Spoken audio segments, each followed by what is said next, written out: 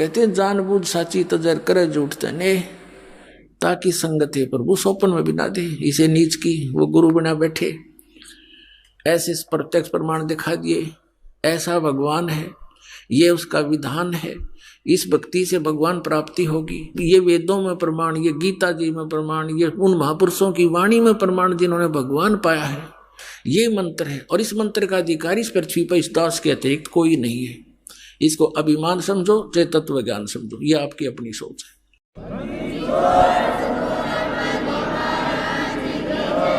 क्योंकि जिस समय परमेश्वर आए थे स्वयं 120 वर्ष या रह करके कलयुग में, उनके 64 लाख शिष्य थे, उनने किसी को उत्तराधिकारी नहीं बनाया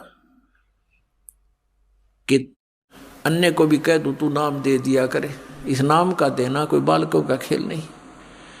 एक अनमोल जीवन, मनुष्य जीवन के साथ खिलवाड़ करना इनके जीवन को नष्ट करना मात्र है, और अपने सिर पर भार धरना।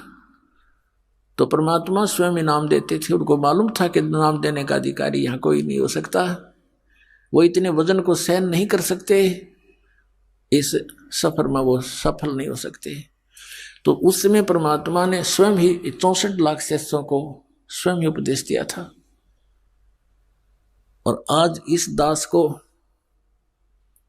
अपने वफादार कुत्ते को आपके लिए भौंकने के लिए, धनियों को जगाने के लिए अब फिर भेज दिया।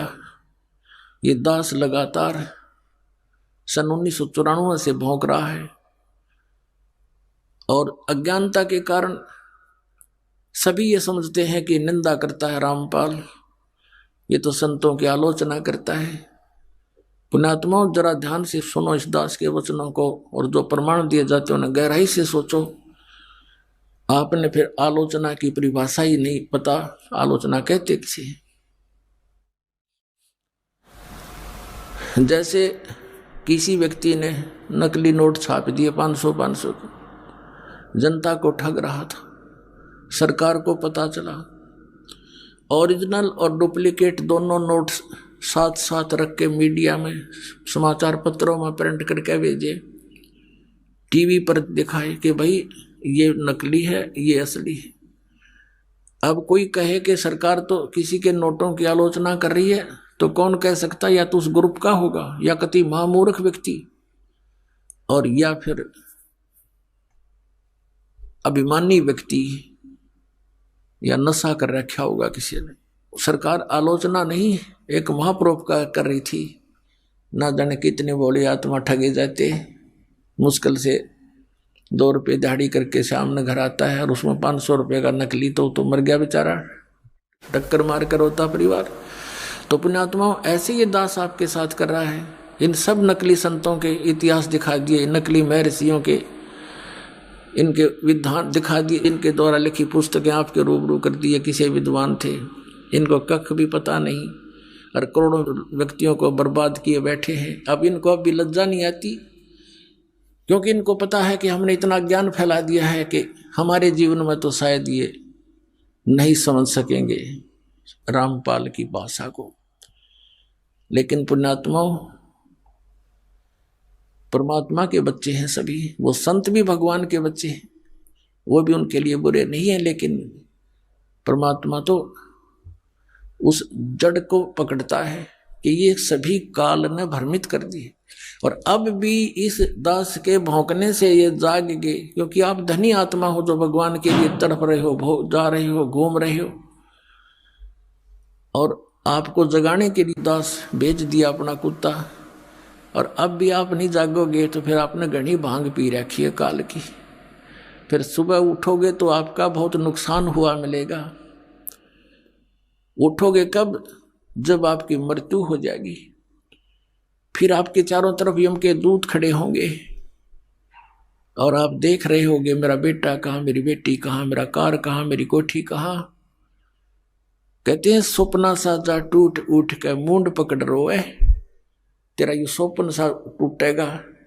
जैसे सपने में एक भगत कह रहा था, बोला जी मैं वैसे तो रिक्शा चलाता हूँ और कार की इच्छा रखता था, मेरे पास भी कार हो।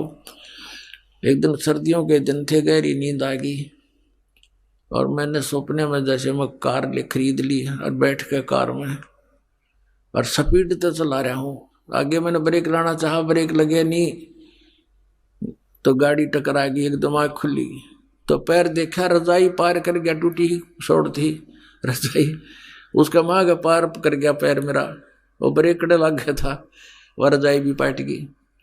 तो सुबह उठा तो देखा ना वो कार थी और वह रजाई और पाट ली लात मार मार के। तो कहने का भाव ये पुण्यात्माओं कि उस जब तुम्हारा यह शरीर छूटेगा तब तुम जागोगे, फिर तो उस रजाई में पाँव फंसा पाओगा आपका, चारों तरफ यम के दूत खड़े होंगे और फिर देखोगे कहाँ मेरी बेटी, कहाँ मेरा बेटा, कहाँ कार मेरी कोठी।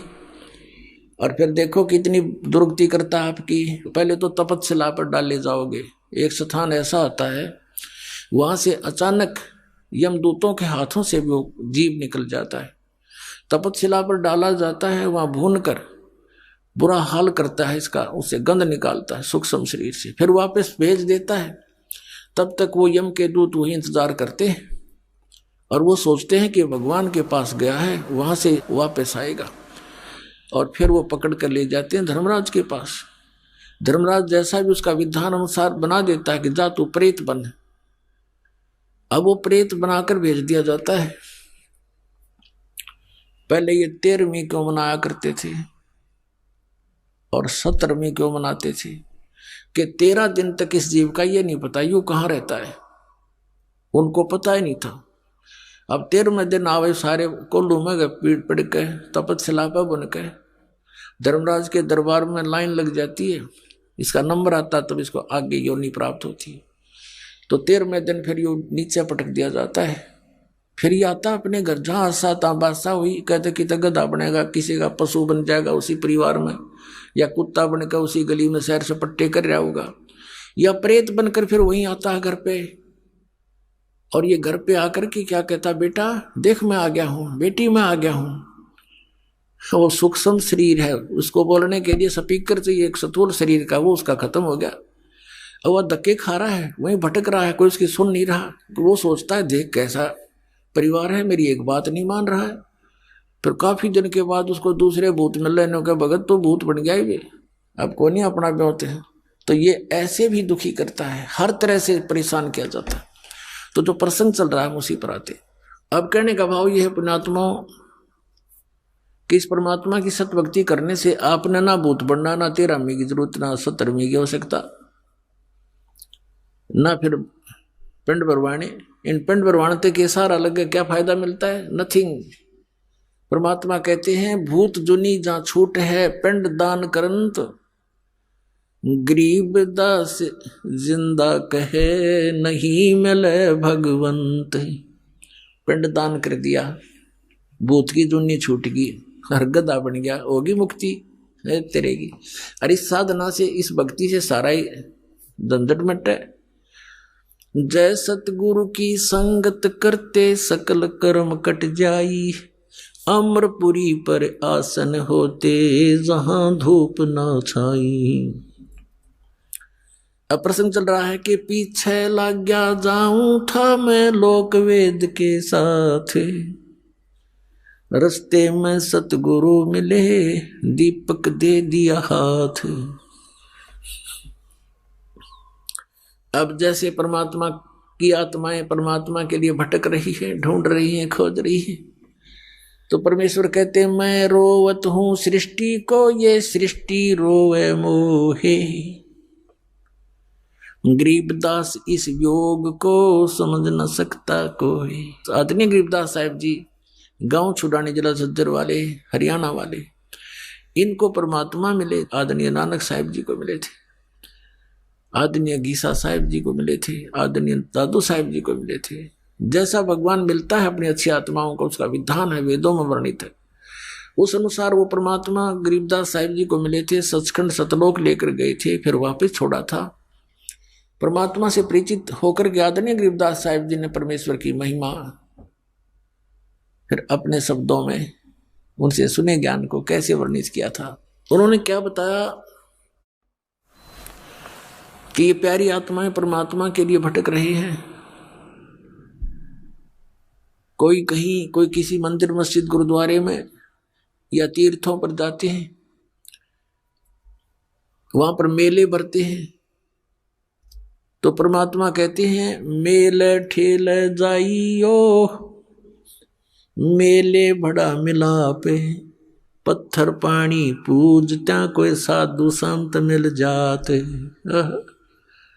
परमात्मा कहते इस परमात्मा की खोज न बंद ना करियो, इसमें हार मत मानना, लगे रहना, जाते रहना कहीं कहीं। जैसे तुम भटक रहे थे लेकिन लाभ तो कोई था नहीं। उसके लिए क्या बताते हैं कि धार्मिक मेले जहां होते हैं अवश्य जाते रहिए। और कहते हैं पत्थर पानी पूजते हैं कोई साधु संत मिल जाए। उन पत्थर पानी में धक्के खांडते भटकते रहने से हो सकता है भगवान दया करें कोई साधु संत मिल जाए। अब पहले तो साधु संत मिलते भी थे, तो थोड़ा बहुत कुछ दिन हम संग करते थे उन महापुरुष के, स्वयं आते थे। कबीर परमात्मा भी साधु रूप में जगह जगह भक्ति जीवित रखने के लिए लीला किया करते थे। फिर अपने से परिचित कराकर महापुरुषों को छोड़ देते थे, वो भी जगह जगह जाकर के परमात्मा के गुणगान किया करते थे। जैसे आदरणीय गरीबदास साहिब जी को परमात्मा मिले, सचखंड ले गए, छोड़ा, उसके बाद उन्होंने जगह जगह जाकर के भगवान का गुणगान किया। ऐसे आदरणीय नानक साहिब जी को बेई नदी से जिंदा महात्मा के रूप में आकर परमात्मा लेकर गए, साथ में सचखंड ले गए, 3 दिन में वापस छोड़ा, सारी परिस्थिति से परिचित करवाया, अपना तत्व ज्ञान फीड कर दिया। उसके बाद आदरणीय नानक साहिब जी ने जगह जगह जाकर के परमात्मा के ज्ञान का डंडोरा पीटा। अब क्या बताते हैं कि मेले ठेले जाइयो, मेले बड़ा मिलाप, पत्थर पानी पूजते हैं कोई साधु संत मिल जाते। महात्मा भी वहीं जाते थे जहाँ भक्त इकट्ठे होते थे। तो क्या बताते हैं परमात्मा कि वहां जैसे कोई संत मिल गए तो हम उनके ज्ञान से प्रभावित भी होते रहे। उन पत्थर पानी पूजते समय हमें कोई संत मिल जाते, उनसे चर्चा भी करते, कुछ दिन उनका संग भी करते, तो उससे हमें कुछ लाभ भी होता। फिर हमें भ्रमित कर देता कोई अज्ञानी काल का दूत कि ये क्या जाने, जो ज्ञान तुम सुना रहे हो ब्रह्मा विष्णु महेश से ऊपर कोई शक्ति है, ये तो झूठा है, कोई प्रमाण नहीं। क्योंकि हम शिक्षित नहीं थे इसलिए हम भ्रमित हो गए। तो वहां परमात्मा के संत मिलने से भी हम व्यर्थ रहे, अपना जीवन व्यर्थ कर गए, हम लाभ से वंचित रहे। अब क्या बताते हैं परमात्मा, चारों युग में संत पुकारे और कूक कहा हम हेल रे, हीरे माणक मोती बरसे ये जग चुगता डेल रे। अब क्या बताते हैं परमात्मा कि चारों युग में मेरे संत पुकारे, जिनको मैं मिला, अपने ज्ञान से परिचित कराया और वापस छोड़ दिया। यहाँ पर उन्होंने चारों युगों में मेरी महिमा का गुणगान किया, ऊंचे स्वर में आवाज लगा लगा कर जगह जगह पर जा करके, और कहते हमने भी कूक कहा हम हेल रे, हेल माने हिला दे कर, ऊंची आवाज दे करके। और क्या बताया कि ये शास्त्र विधि त्याग कर मनमानी पूजा रूपी तुम कंकर इकट्ठा कर रहे हो, और हम सत साधना रूपी हीरे मोती आपके सामने बखेर रहे हैं। आप अनजानपने से इनको ना स्वीकार करके और ये आन उपासना रूपी कंकर पत्थर डले इकट्ठे कर रहे हो, डले ढो रहे हो। अब क्या बताते हैं, पर भी लेन जात है दुनिया, अमरा ज्ञान किने ना सुनिया। भगवान हमारे पिता हमारे बीच में खड़े होकर रो रहे हैं और कह रहे हैं कि पर भी लेन जात है दुनिया, हमरा ज्ञान किन्हें ना सुनिया। ये बोली आत्माएं कुंभ के मेले पर जो पर भी लगती है, वहां उस तालाब में स्नान करके मोक्ष मान रहे हैं, और हमरा ज्ञान किन्हें ना सुनिया, हमारा ज्ञान कोई सुनकर राजी नहीं, जिससे मोक्ष भी होगा और कहीं भटकना भी नहीं पड़ेगा। अब क्या बताते हैं परमात्मा कि चारों युग में मेरे संत पुकारे, और कूक कहा हम हेल रे, ये हीरे माणिक मोती बरसे, और ये जग चुगता ढेल रे।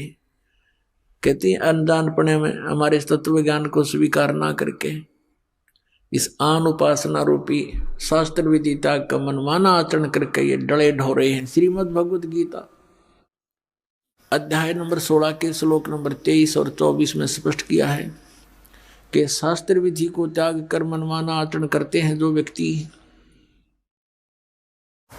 उनको न तो सुख होता है, न उनकी कोई परम गति होती है, और न ही उनको कोई सिद्धि प्राप्त होती है, अर्थात यूजलेस है।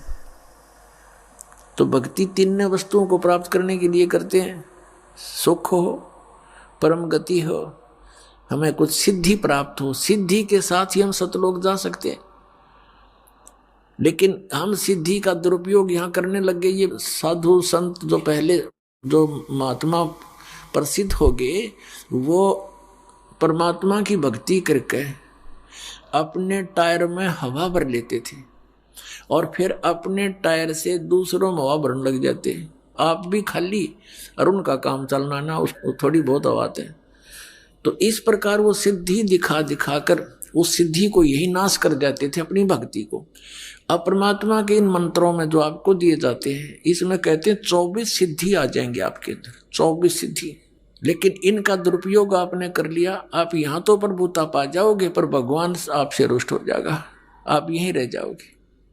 शब्द महल में सिद्ध 24, हंस बिछोड़े विश्व बीसा। हमारे इस शब्द में यानी मंत्र में जो हम साधना देते हैं, इसमें 24 सिद्धियां आ जाएंगी आपको, लेकिन ये आपको भगवान से दूर कर देंगी। प्रभुता की भूख आप में हो जाएगी।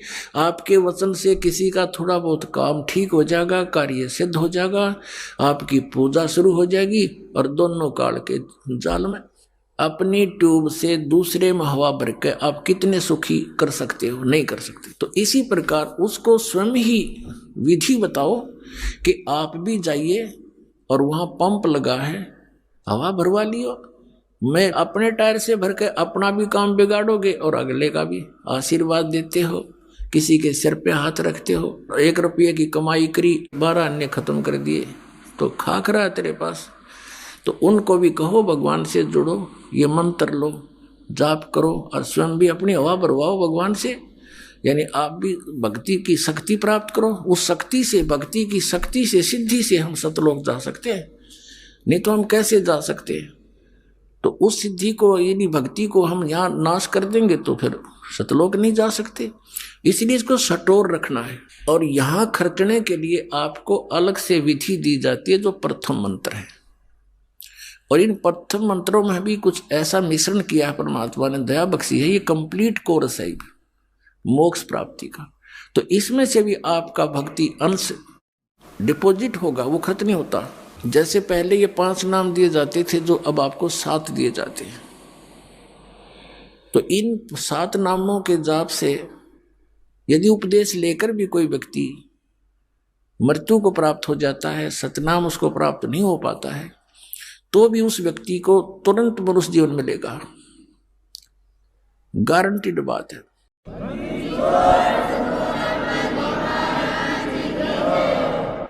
और फिर मनुष्य जीवन मिलेगा तो वो फिर कहाँ जन्म होगा? भगत के घर पे।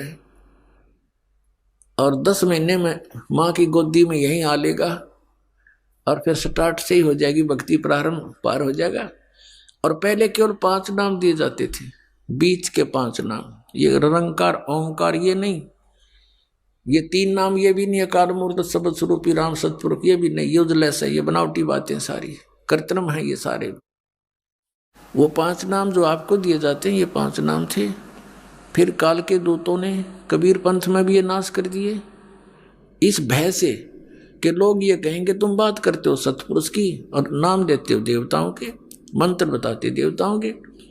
अब वहां काल ने उनकी बुद्धि स्लप कर दी, वो मंत्र त्याग और ही बकवाद के मंत्र शुरू कर दिए। अजर नाम, अमर नाम, पातल्य सब सिंधु नाम, यही तो हंस का काम, इस तरह के मंत्र शुरू कर दिए अपनी चतुरता दिखा करके। तो इस मंत्र के अंदर जो दो 7 मंत्रों में 2 मंत्र हैं, ये धनी के मंत्र हैं, सत्पुरुष के। ये आपकी कमाई जबरदस्त बनती है इनसे भी, और ये कमाई आपको पुनर्जन्म दिला देती है। क्योंकि यहां नाम लेने के बाद लाभ से वंचित वही व्यक्ति रह सकता जिसको इस कबीर परमेश्वर पर विश्वास नहीं होगा। नाम भी ले लेता है क्योंकि वो दुखी है और किसी कष्ट में है, लेकिन यहां से जाने के बाद भ्रमित करने वाले आपको हजारों मिलेंगे, तो अवश्य आपके मन में कुछ ना कुछ हीन भावना आ जाती है, अविश्वास बन जाता है। और काल यही चाहता है कि इस प्राणी का विश्वास दृढ़ ना हो उस कबीर भगवान पे। अगर उसके ऊपर पूरा विश्वास जुड़ा रहा तो फिर परमात्मा आपसे दूर नहीं। परमात्मा कहते हैं कबीर साहब जी कि कह कबीर सुनो भी साधो, मैं तो हूं विश्वास में, मेरे पे विश्वास करोगे, कबीर इज गॉड, तो डोंट वरी, चिंता मत करो। और तुम ये सोचोगे कबीर तो दुल्हा था, दानक था, यही बात बिगड़ रही है आपकी। वो तो समृद्ध शक्ति थे, अनंत कोट ब्रह्मांड के रचनहार थे, चारों वेद गवाही देते हैं, आंखों देखा वो उस परमात्मा के प्यारे संत गवाही देते हैं, कबीर इज गॉड। और पुण्यात्माओं, जिस कारण से पहले ये 2 मंत्र नहीं दिए जाते थे, क्योंकि इनसे मनुष्य जीवन भी अगर तुरंत मिल जाता तो आगे भक्ति मार्ग नहीं था और ना ही बताना था। तो इसलिए उनको बैटरी चार्ज कर दी गई, संस्कार उस फिर आगे मनुष्य जीवन से समय पर ही मिलने थे, वो मिलते रहे। कभी पशु जोनी भूग गए, कभी फिर मनुष्य जीवन मिल गए। और कुछ एक पुण्यात्माओं ने जिनने अच्छी भक्ति कर ली उन 5 नामों की, तो मनुष्य जीवन अभी तक उनको प्राप्त होते हुए आ रहे। और वही प्राणी भटक रहे हैं इधर उधर। इन संतों के वही फंस गए जो पहले कबीर भगवान के साथ रहा करते थे, उनके द्वारा चार्ज थे। आज उनके पिछले पुण्य खूब हैं, अच्छी उनकी पोस्ट भी है, उनके घर धन भी है, संतान भी है, लेकिन भगवान की पैदल चाह भी है। उस इच्छा अनुसार वो फंस गए नकलियां के। और 20-20 साल हो गया, अब उनको पता चलता, रो रहे हैं, हमने 30 साल बर्बाद कर दिए, हमने 20 वर्ष खो दिए। क्योंकि ज्ञान आधार से निर्णय होता है। अब उनका जो पूर्व जन्म की पुण्य थे वो नष्ट हुए, अब आपदाओं का दौर शुरू हो गया, वहां कोई समाधान हो नहीं रहा, फिर भटकने लगे इधर उधर, कोई मंदिर में, कोई कहीं पर, कोई किसी स्थान पर, कोई पत्थरों में, कोई कहीं पहाड़ों पर, कि फिर अन्य नकली संतों के पास गए, सब एक जैसे पाए। अंत में ये प्राणी नास्तिक हो जाता है। और काल यही चाहता है कि भगवान से दूर हट जा, बस फिर ये निश्चिंत हो जाता है। जैसे महात्मा बुद्ध को भेजा, उस पुण्यात्मा को स्वयं नहीं पता था कि तू क्या करने जा रहा है। उसके पूर्व जन्म की कमाई के अनुसार उसके अंदर बहुत सी वचन शक्ति थी, लोगों पर प्रभाव पड़ता था, लाखों की संख्या में उनके अनुयायी बन गए। उनके द्वारा बताई गई वे ऑफ वर्शिप से, पूजा की विधि से किसी को परमात्मा का आध्यात्मिक लाभ प्राप्त नहीं हुआ। तो आध्यात्मिक लाभ प्राप्त न होने से फिर वो नास्तिक हो गए, भगवान है ही नहीं कहीं। जैसे पूरा चीन नास्तिक हो गया, पूरा रूस नास्तिक हो गया।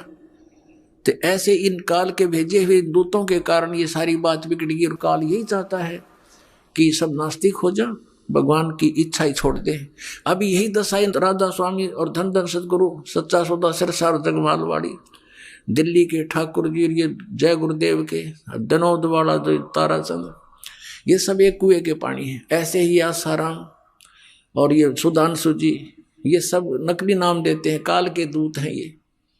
और ये सतपाल जी महाराज हंसा देश वाले, यो बाल योगेश्वर को अमेरिका तीन मूर्ख बना रहा, ये सब काल के दूत हैं, इनको कख नहीं पता। ये ढोल के डंके बदास कहता है, और ये बोलते नहीं, उतर दे जनता को, बर्बाद किए बैठी है।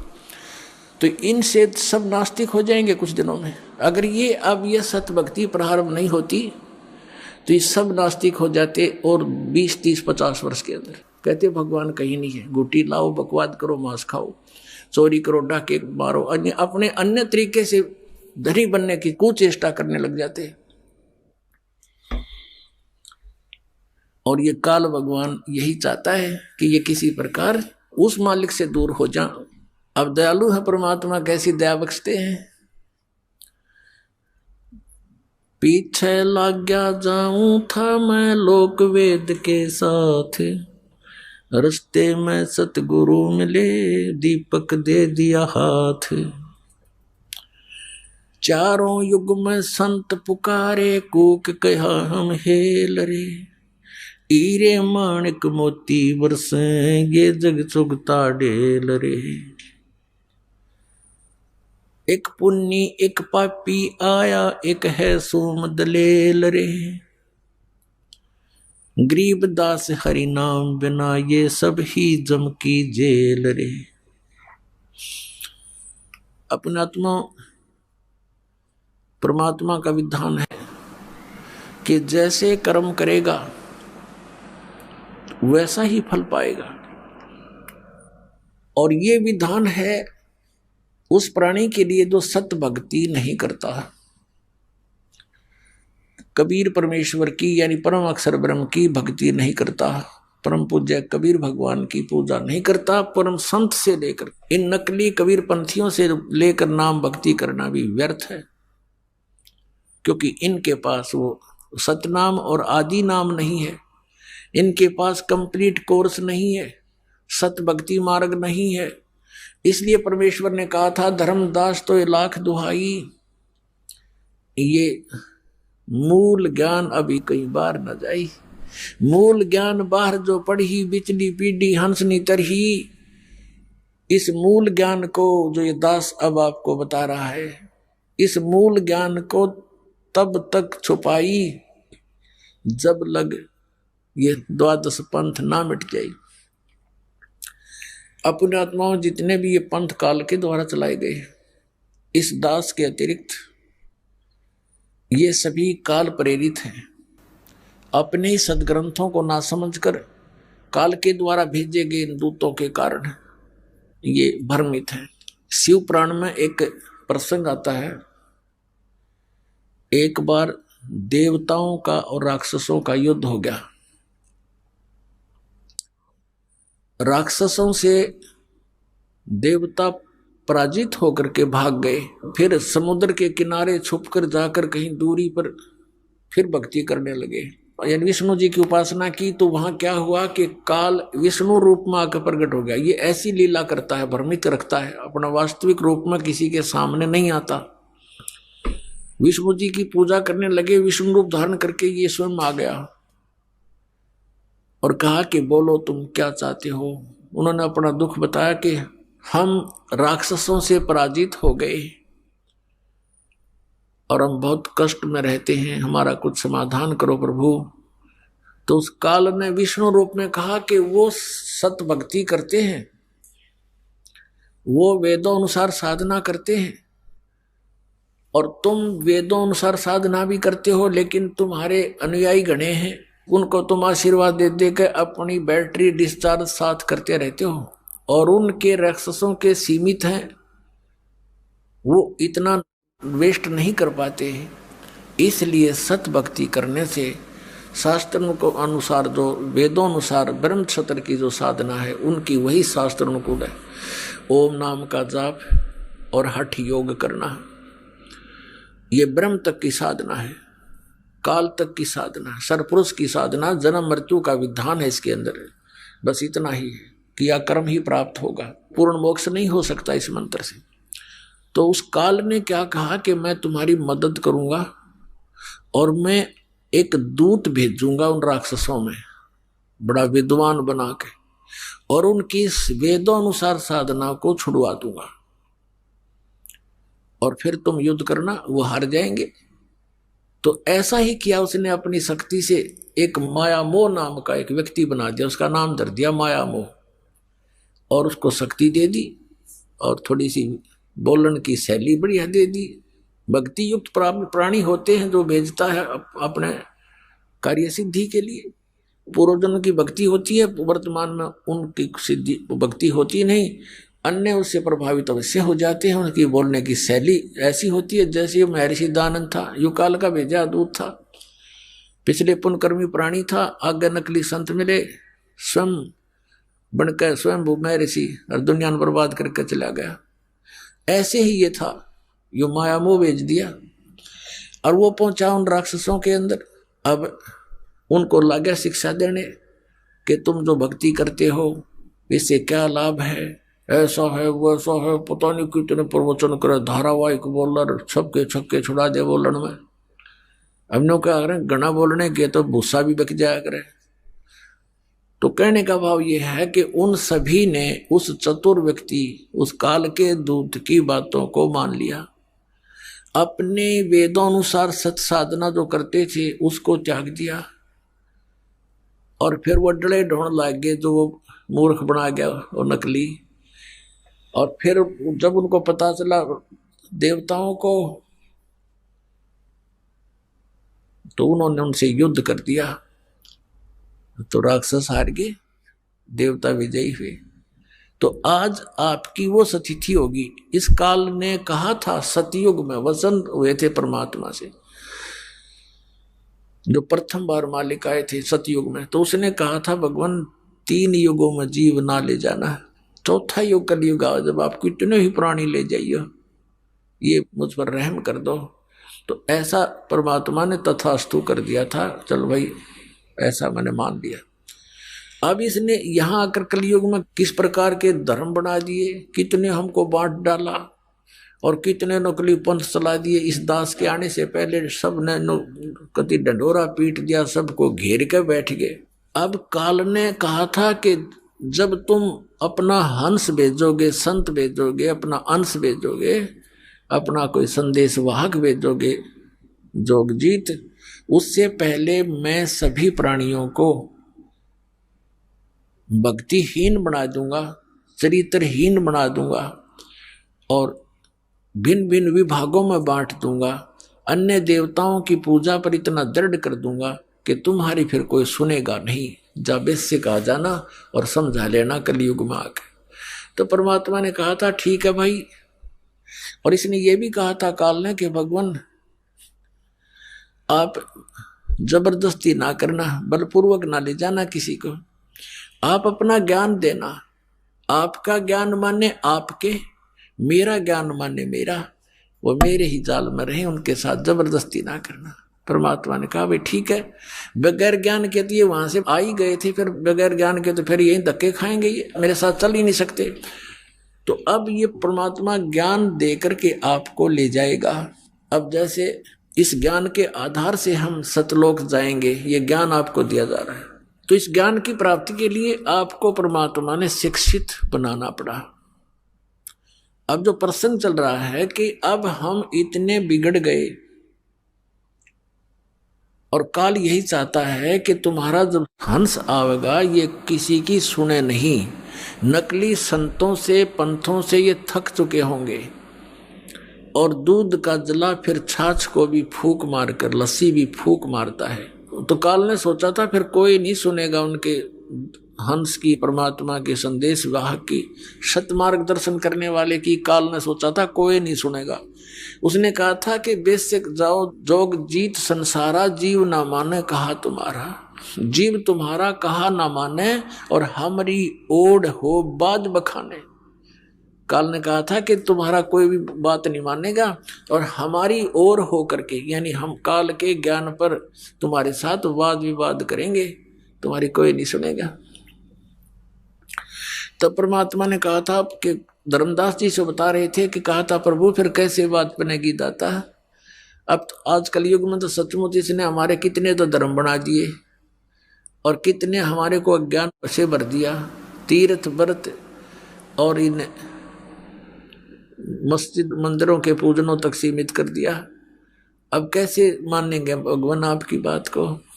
तो परमात्मा ने कहा था धर्मदास एक समय आएगा कलयुग में, और उस समय अपना दास भेजेंगे हम, और फिर देखना मैं कैसे लीला करता हूं।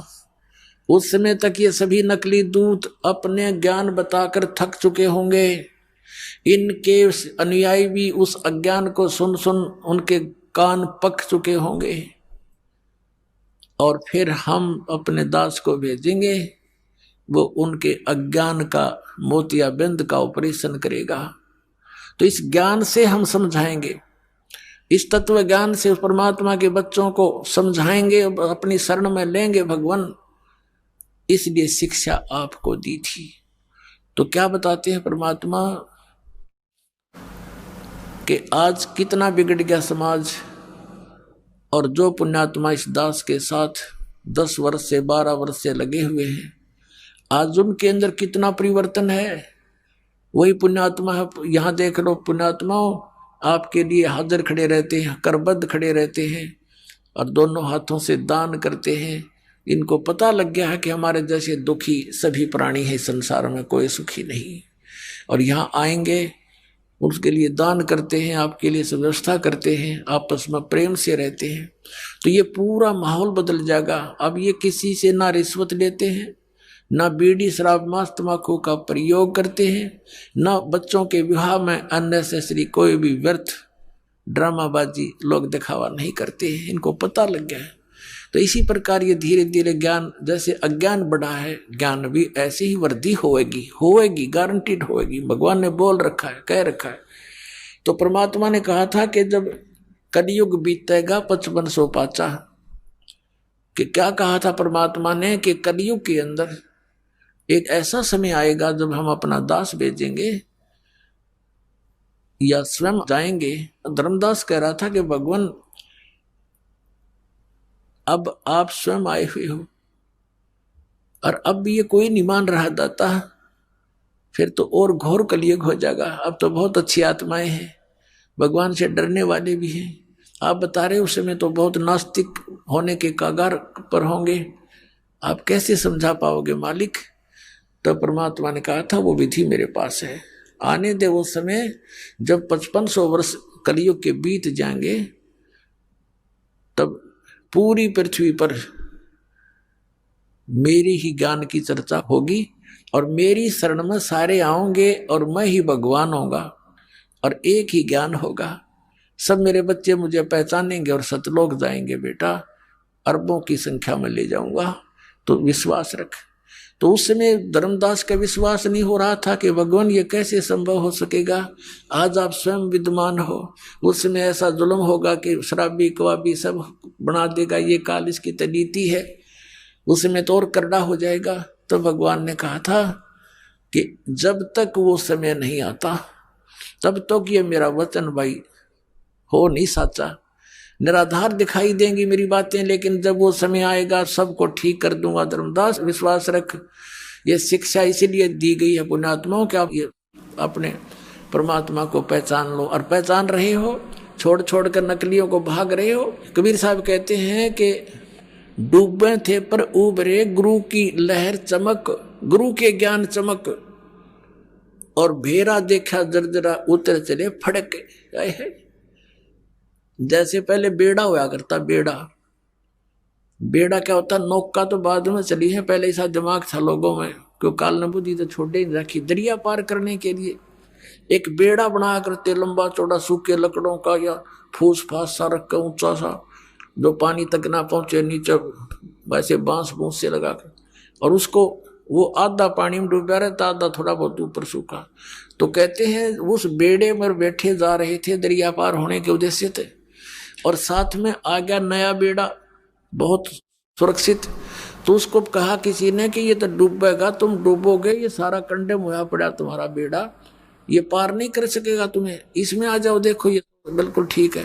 कहते हैं जब देखा, दोनों को तुलना किया कि सचमुच ही तो आधा कंडम हुआ पड़ा, डूबने वाला है और सामने वाला ठीक है, तो कहते उतर चले फड़क, तुरंत बेड़ा बदल लिया, एकदम छलांग मार के जैसे फड़क जंप लगा जाते हैं भयभीत सा होकर के।